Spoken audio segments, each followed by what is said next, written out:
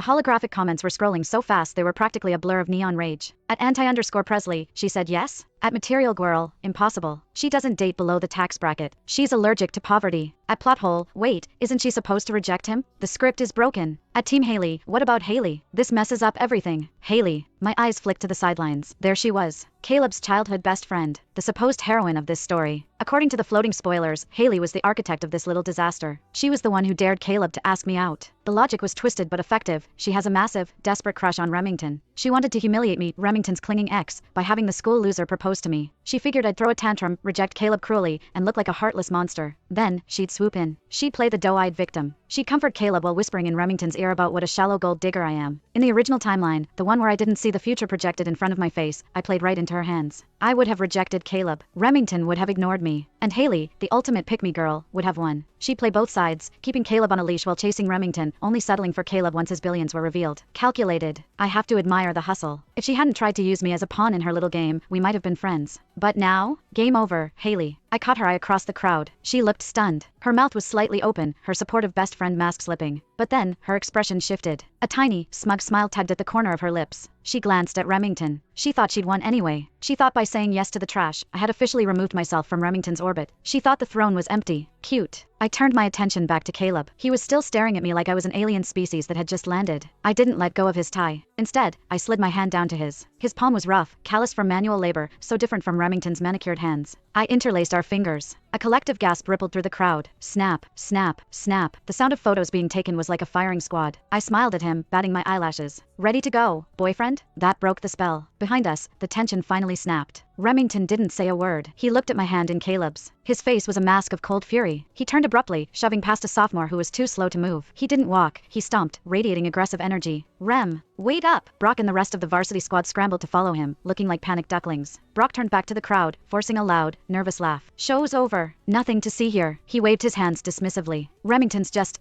focused. Big game coming up. He's in the zone. Yeah, another teammate chimed in, sweating. He's not mad. He thinks it's hilarious. Good joke, Presley. They chased after him, their voices fading as they rounded the corner of the gym. But everyone saw the truth. Remington didn't look amused. He looked like someone who just realized he threw away a winning lottery ticket, only to watch a homeless guy pick it up and cash it in. Presley, are you serious? Caleb looked like a deer caught in the headlights of an oncoming train. I dragged him away from the gawking crowd, pulling him toward the quieter side of the bleachers. He stumbled a bit, his resistance weak, like he couldn't quite process the reality of my hand gripping his wrist. We've spoken, like, twice, he said, lowering his voice to a small sound. He swallowed hard, his Adam's apple bobbing nervously. I honestly thought you didn't even know my name. He bit his lip, his gaze dropping to his scuffed sneakers. I get it. In the